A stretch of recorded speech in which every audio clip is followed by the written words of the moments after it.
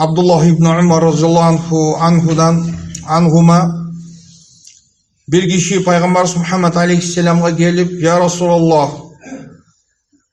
Allah'ın elçisi aytыңызчы Allah Taala'ga en sүйкүмдүү insan kim деп сұрады. Жана Кудайга en sүйкүмдүү амалдар кайсыл деп сұрады. Peygamberimiz Muhammed aleyhisselam cevap veriyordu. Ahabbun nasi ilallahi Teala anfa'uhum linnas. Adamlardan arasından Allah'ta en sүйкүмдүүсү ошол адамдарга пайдасы тийген адам dedi. Кудайга en sүйкүмдүү болгон иштер, амал, ал сен мусулман адамдын жүрөгүнө киргизген кубаныч dedi. Бирөөнү сүйүндүрсөң, көңүлүн ачсаң, ошол эң сонун амал dedi. Же ошол мусулман адамдын бир кайгысын жойгону аракет кылсаң.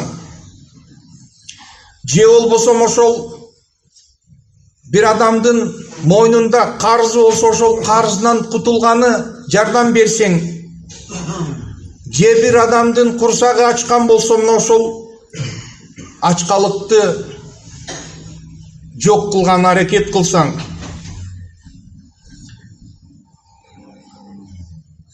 деп Пайгамбарыбыз Мухаммад алейхиссалам айтты. Bir тууган менен ошол адамдын кандайдыр бир муктаждыгы болуп иши түшкөн кезде ошол адамдын суранычын ишке ашыруу үчүн жардам берем деп жүргөнүм бул мечитте bir ай отурганыман дагы абзел dedi. Bir адамдын ошондой муктаждыгы түшкөндө туугандар мына ошол нерсенин артынан жүрсө, Пайгамбарыбыз Мухаммад алейхиссалам дагы bir хадисинде келет. Кайсы bir инсан өзүнүн ошол bir тууган адамдын кызматында болсо, ошол адамга жардам берип көмөк кылып аткан болсо, ошол пендеге Аллах Таала жардам берет дейт. Кимде ким ачуусун баскан болсо, Аллах ал адамдын абыратын жаап коет dedi.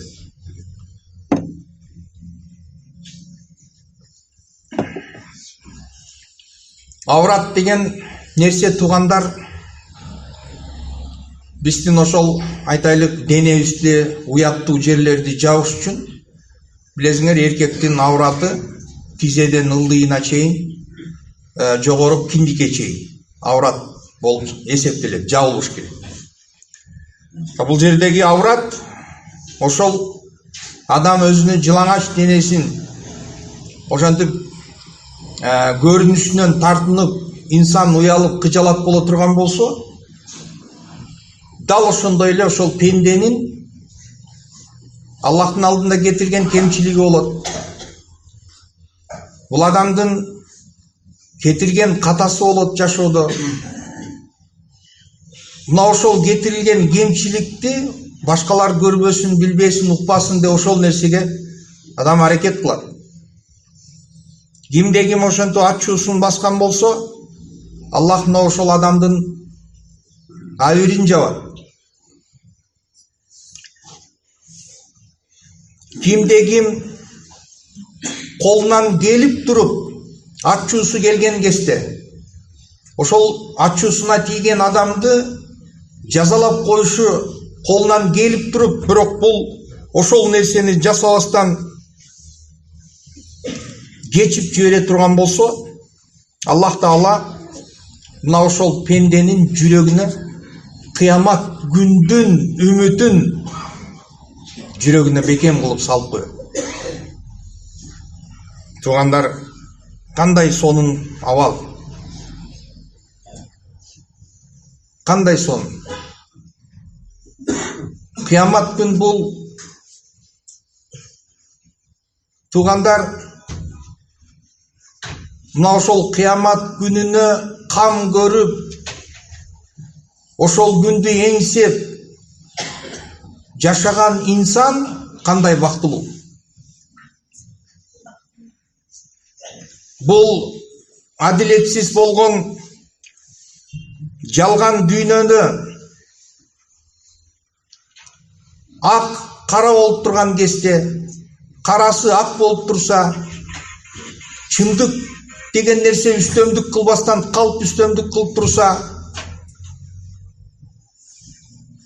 адилеттүүлүктүн ордунда зулум бийик келип турган болсо, туугандар, мына ошол Аллах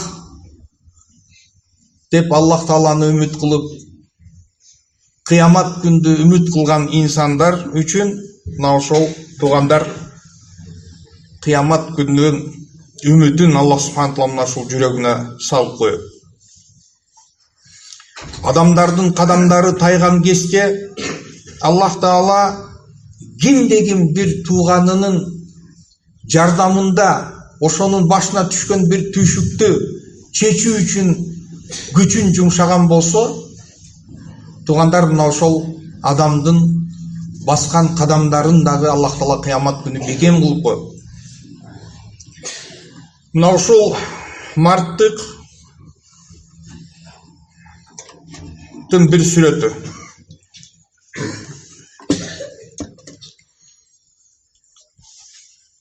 Экинчиси, адам бир нерсени үйрөнгөн болсо, бир нерсени билип түшүнгөн болсо, ошол үйрөнгөн нерсесин адамдардан жашырбастан, ошол нерсесин адамдарга жеткизген аракет кылат. Адамдарга үйрөтөт. Ошол жакшылыкты башкаларга каалап, ошол нерсени жеткизүү үчүн бул инсан сараңдык кылбайт. Сараңдык кылган инсан албетте өзү баягы нафси үчүн билген, үйрөнгөн нерсесин башкалар менен бөлүшпөй коет. Пайгамбарыбыз Мухаммад алейхиссалам айтты, кимде ким туура жолго чакырып үгүттөгөн болсо, мына ошол жакшылык жолуна жүргөн адамдардын соогу кем эместен ушул адамга келип турат деди. Ал эми кимде ким адашууга, бузукулукка чакырып үндөй турган болсо, кимде ким ошол жаман ишти кылса, ошол адамдын күнөөсү кем эместен үйрөткөн адамга дагы жетип турат деди. Мусулман адамдын дагы бир марттыгы, бул адамдын насыйкаты, бул адам өзүнүн калыстыгын эч качан аябастыгы керек. Бир туугандарына жакшы жолду көрсөтүп коюу, аларга насыйкат кылуу, дин жана дүйнөсүндө пайдалуу болгон нерселерди эскертип айтып туруу, мына ошол дагы туугандар марттыкка кирет. Пайгамбарыбыз Мухаммад алейхиссалам айткандай, ад-дину ан-насихату. Ад-дину ан-насихату. Ад-дину ан-насихату деп 3 ирет мына ушул дин бул калыстык экендигин Пайгамбар саллаллаху алейхи ва саллям айтты. Алар ким үчүн деп сахабалар сураганда, Аллах үчүн, Аллахтын китеби Куран үчүн, пайгамбары жана жалпы коомдор үчүн. Мына мусулмандын марттыгы ушул калыстык насыйкатын дагы аянбаш керек.